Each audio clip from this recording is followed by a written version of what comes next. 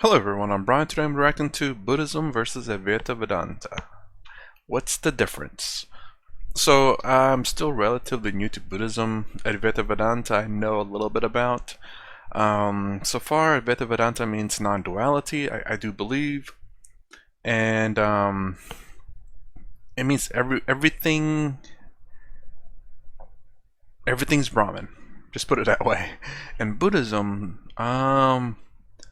as far as reading the comments and the videos that I've watched, there is no self, I believe. And there's no Atman, is it an Atman? Basically this force that goes into objects. Maybe it's karma? I'm not exactly sure. But I don't believe Buddhism believes in non-duality though. But anyways, hopefully this will explain more, and I'm still very new to Buddhism, so let's go ahead and get started. And CC is on.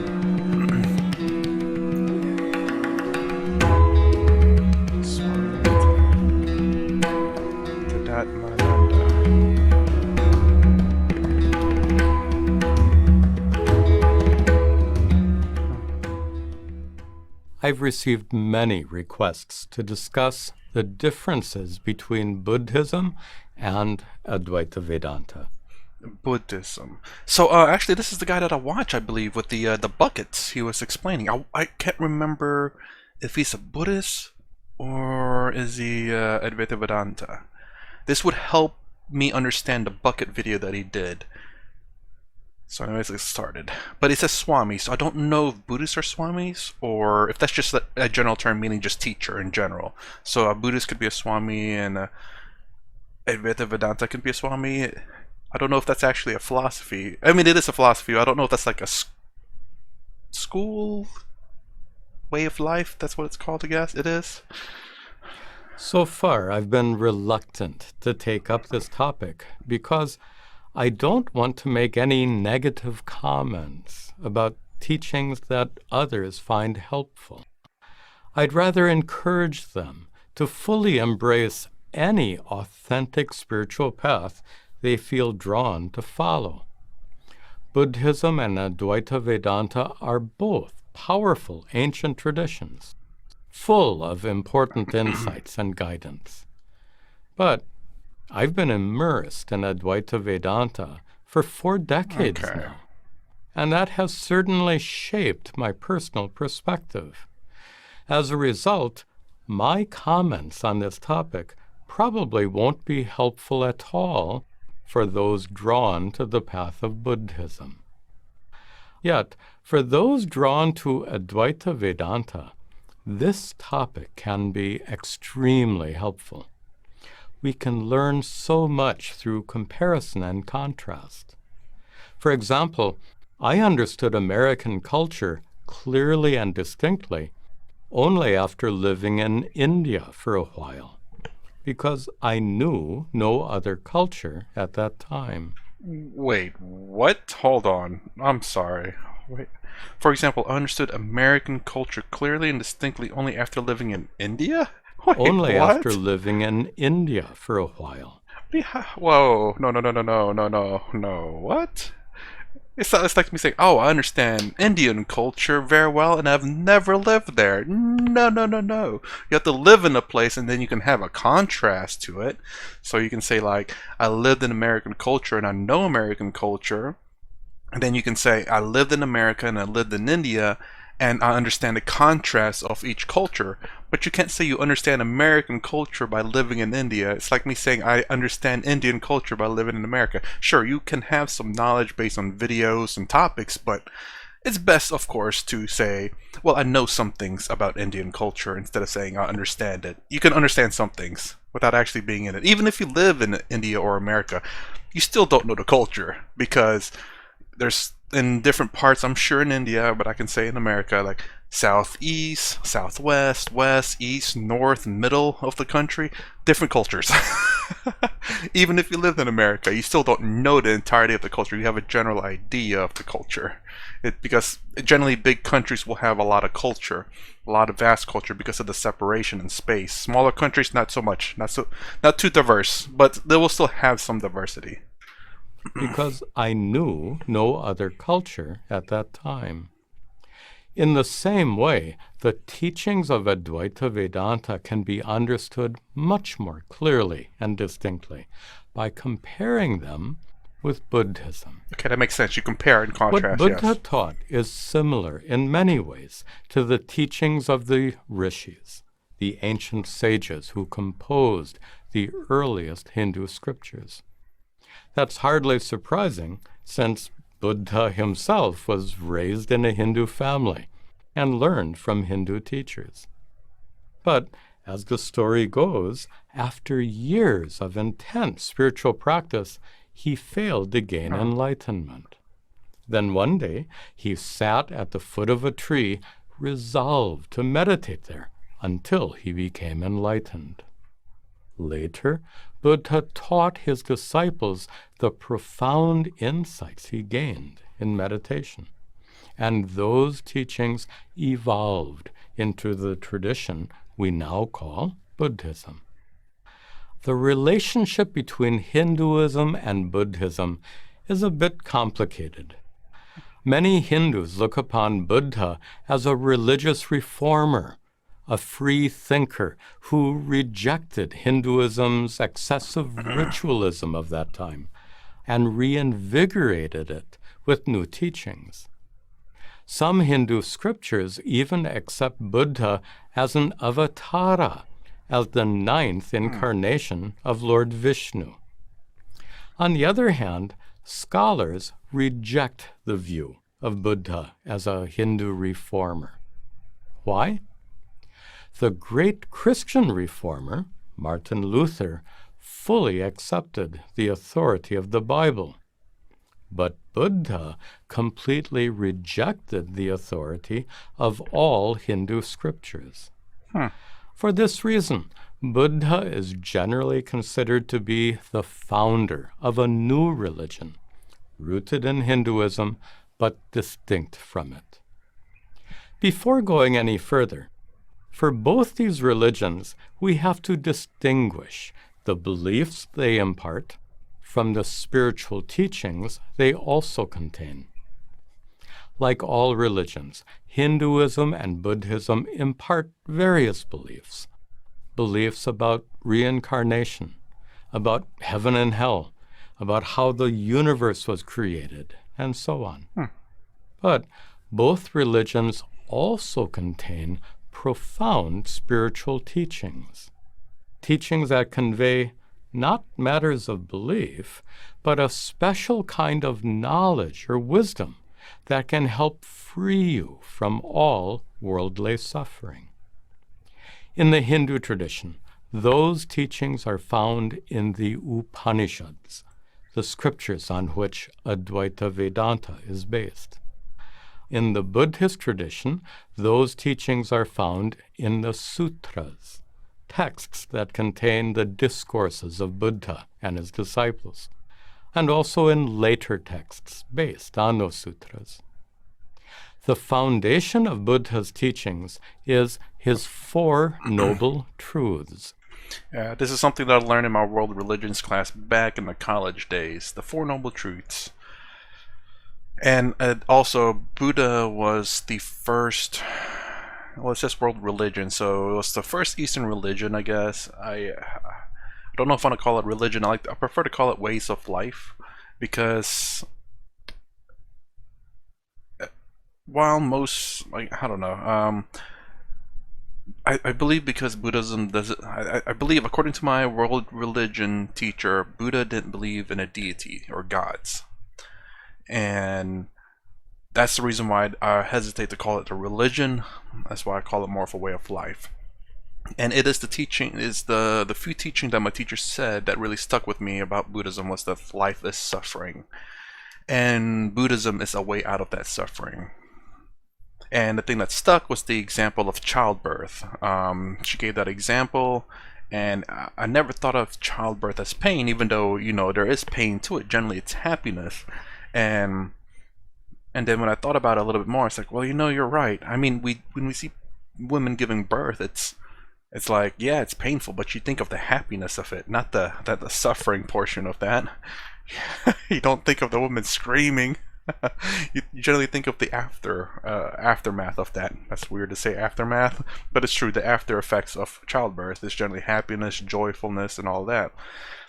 And from that, that thought, I started thinking about just, I mean, I guess life in terms of suffering, like how in terms of knowledge that we've obtained, there's everything. I guess there's a price to pay in terms of everything. Knowledge, there's always a price to pay.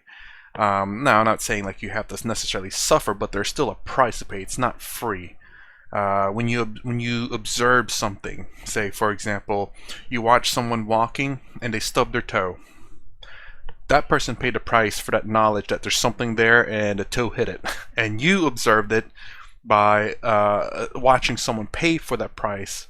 Basically, that knowledge that something's there and the stubbing the toe portion was paid by the person that stubbed it, and you observed the price that was paid for that. So all knowledge, I do believe, there's a price to pay. Suffering or time or again, like learning 1 + 1 = 2. That's not free. That took time to learn. Learning language, learning different languages, all those is a price to pay. I don't know how I got to that from suffering, but let's continue on. First is the truth of dukkha, suffering. Second is the truth that suffering has specific causes, like craving, aversion, and ignorance. Third is the truth that suffering can be removed by eliminating its specific causes. And fourth is the path and practices by which you can eliminate those causes and become free from suffering. These four noble truths are quite similar to Vedanta's central teaching that suffering is a result of craving and aversion, which are themselves the result of ignorance. By removing that ignorance through the teachings of Vedanta, you can free yourself from suffering. It's impossible to get into the details of either tradition here, but one main issue they both address is the problem of false identification, which means to wrongly identify yourself with your body and mind. Your body is a material object that's constantly decaying and subject to physical pain. Your mind is a subtle or non-material object that has many defects and is subject to emotional pain and discomfort. As long as you have a body and mind, physical pain and emotional discomfort seem inescapable. Both Buddhist sutras and Vedantic scriptures teach that physical pain belongs to your body, and emotional discomfort belongs to your mind. Neither of these truly belongs to you. Why not? Because you're not a collection of bones, muscles, and organs with tiny tubes inside, nor are you a complicated tangle of fleeting thoughts and ever-changing emotions. The body sitting on your chair right now and the mind within it are objects. They're things. They're not you because you are not a thing. Yet you totally identify yourself with those things, and as a result, you suffer. Because the problems that truly belong to your body and mind mistakenly become your problems. Up to this point, the teachings of Buddha and the ancient rishis are very much alike. Both help you eliminate false identification with your body and mind and free you from suffering. I just thought of this just now. So far, I will say, in terms of my beliefs, I do believe in duality. Veta Vedanta, not Advaita Vedanta. But again, just because that is the default, a lot of the teachers, swamis, gurus will teach you that's the default. So far, that's where I'm at. I haven't had any proof or experience of this non-duality, just only because how I see who I am, the key word being I, and how they explain things is like whenever you say I, where is this I at? It's not your mind, because that's where your emotions are at. It's not this. It's not this body. Well, let's say first, it's not this body. It's not the finger, not the hand, not the arms, not the legs. It's not the body. This is the mind. It's like no, the mind is just chemicals and emotions and all that too. So to say this I is this turiya, it is something separate from the mind and body. However, my belief is this I or the turiya is in the mind. So far, again, I have no proof of it. This just makes more sense to me. I'm not saying that this is the absolute truth. It's just that's my default too so far until I am capable of experiencing something else. But there's other than that belief of where the turiya is at, everything else I can absolutely agree with. So this turiya, at least let me call it let me call it what I call it. I guess just this me, this I, is in the mind somewhere. And the interesting thing that he talked about was the fact that who you are is separate from the body and mind. And your mind is emotions, pain, thoughts, and all that, which I can also agree with. So if you look at the brain, there's different lobes and different sections, and each lobe and section deals with different parts of your body. And what we can do, I guess, in terms of how I rationale my thoughts on this, is that I don't know which part of the lobe of who I am, but we'll say it's right here in the frontal lobe. And this I is separate from your emotional lobes and your temperature lobes and your whatever other lobes there are in your brain. So if you can isolate that, like how they teach in Advaita Vedanta, that you can separate yourself from your mind and your body, that you can eliminate yourself, you can separate yourself from the pain and suffering of the world. I think that could happen too in terms of my belief that because who I am in the mind is separate from your emotional pain receptors and all the pain and emotion and stuff is in your brain, not in your mind, but in your brain. But it's also, in a sense, separate from who I am in the brain. So again, my belief is so far seems to be very much the same, and I'm still trying to figure this out myself, my own belief anyway. I'm not saying I'm right. I'm just saying this is the default. Seems to make sense to me so far. I could be completely wrong, and it's very similar to Advaita Vedanta, except for just where the turiya or where I am. The I in Advaita Vedanta is something separate that is not in the mind, the brain, or the body. But I'm saying it is. That's all. Other than that, you can separate yourself from the pain and suffering. But again, there are, again, one thing I love about Hinduism is they can accept all this, and if this is the way you choose to live your life, so be it. And I mean, maybe I'll continue to keep being reborn until I figure out a way past this barrier of my own.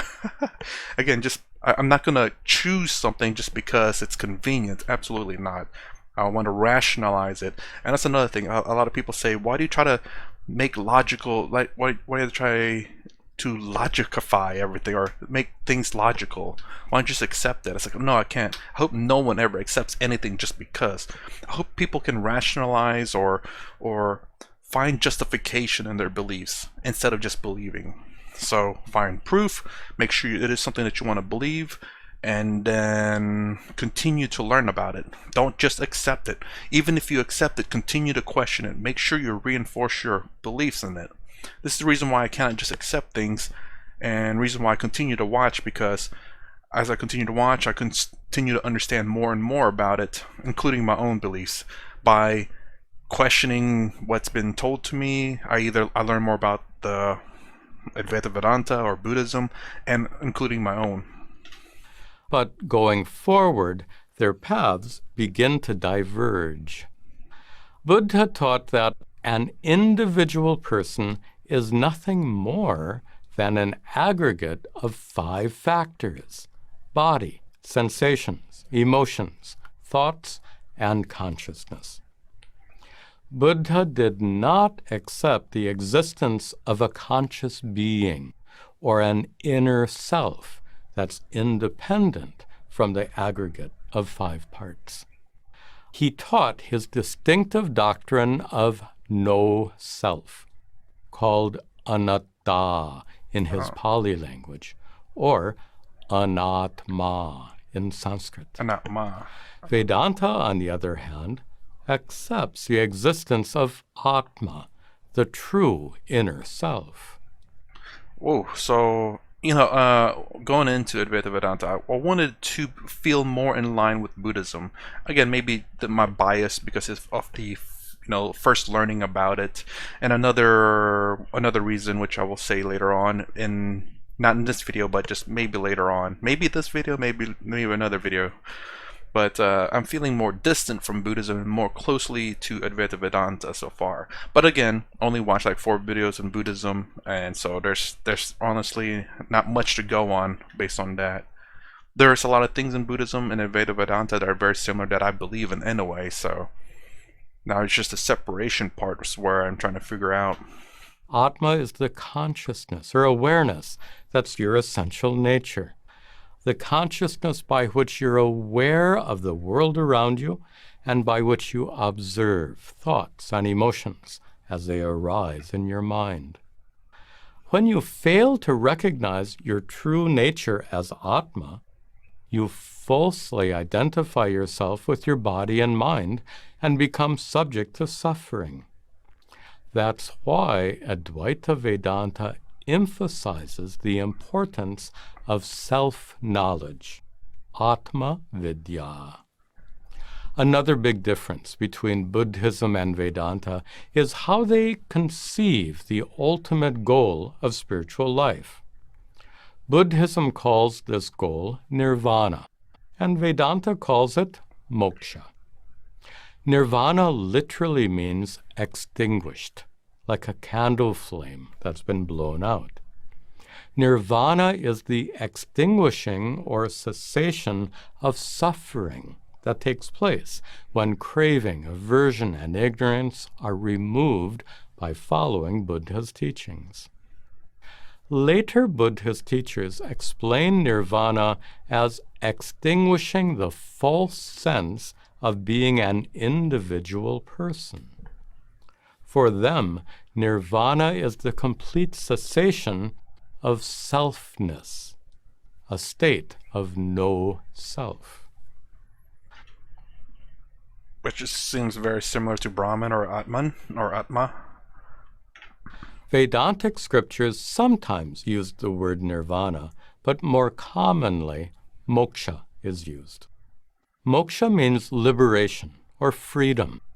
Freedom from suffering in this life, and freedom from being reborn into another life of suffering. But scholarly commentaries define moksha not only as freedom from suffering, but in a twofold way. Atyanta dukkha nivritti, which means complete cessation of suffering, and niratishaya sukha avapti, the attainment of supreme bliss. The supreme bliss described here is not some kind of extraordinary spiritual experience. It's actually the true nature of your own consciousness. The ancient rishis discovered that consciousness is unborn and uncreated, therefore it's eternal. Consciousness is formless and limitless, therefore it's vast, all-pervasive. Consciousness is perfect, complete, and utterly unaffected by worldly troubles, therefore it's divine. To discover the true divine nature of your own consciousness is moksha. So, moksha is more than the complete cessation of suffering. It's also the direct personal recognition of your own eternal, limitless, divine self. With all this in mind, we can say that Buddhism and Advaita Vedanta both start out on the same foot, so to speak. They both identify the root cause of suffering to be false identification with your body and mind. And they both offer methods for removing or negating that false identification. But in addition to this negation, Vedanta takes an additional step by positively asserting your true nature to be eternal, limitless consciousness. Buddhism and Advaita Vedanta are in perfect agreement about the problem of suffering and its solution, but they have radically different views about the existence or non-existence of a true inner self, Atma. So I don't know that I guess in terms of my own personal beliefs on this, do we have a true inner self or do we not? I don't know. Well, I guess I need a better definition of true inner self. I'm assuming he's talking about the I, but I don't know. I don't know if I believe there's a true inner. Again, if I do believe there's a true inner self, that doesn't necessarily mean Atma itself either. Again, it could be just that lobe I'm talking about, just a materialistic synapses of firing. Or if I don't believe a true inner self, then we're all just a material thing. I'm on the border about that one. I mean, both in a sense could be true in my belief that we are still, because we are, in my belief anyway, again, that we are a material body, and there's still this true inner self of who you are, which is this this part of the brain that is, when you say I think, I feel, I do, I won't portion. I wonder if my belief is both. That we are both. Again, assuming Buddhism is the belief that there's no true self in terms of the fact that we're just a material body. Again, don't know, not too sure. Definitely need to watch more Buddhism and find out about this Anatma and see where I lie on that one. Yet, the fact remains, they both solve the problem of suffering. So you can't really say that one is better than the other because they both work. They both can free you from suffering. This is the 12th video in a series that answers questions submitted by viewers. If you have a question that would serve as a good topic for a video like this one, please email me at this address and be sure to indicate video question as the subject of the email. I'll try to address your question in a future video. There you go. If you want to find out more about this person, I definitely got to watch more of his videos. He does a pretty good job of explaining things. A little slow, but, you know, it's very clear and concise, and I think he's a Westerner, too. The way he speaks does, in a way, and his facial features look it, which is pretty cool. I don't know where he's from, though. I mean, in terms of, should I say not where he's from, but where he's located. I don't know if he's in Europe or in America.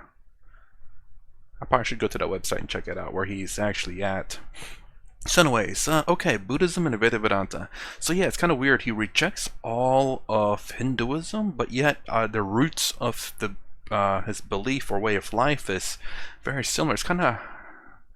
Did Buddha, Gautama Buddha, really just reject all of Hinduism? That's kind of sucks. I mean, it did help him in his way of life. I keep saying that way of life because I like that better than religion. Because way of life is inclusive of religion and also non-religions. But yeah, So, I definitely gotta watch more Buddhism again. I need to find out about Anatma and what does it mean. Also, this I don't know what he called it. Oh wait.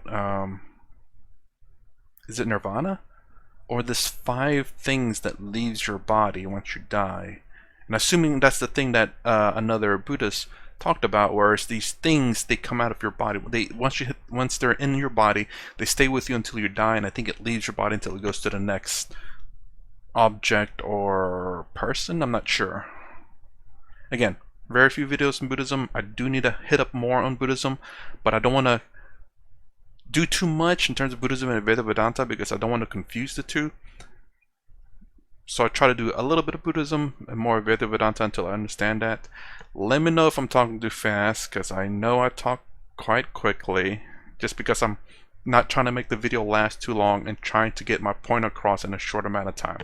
That's my reaction to Buddhism versus Advaita Vedanta. What's the difference? If you like my content, please consider subscribing. Thumbs up, thumbs down below. Thanks for watching. I'll see you in the next vid.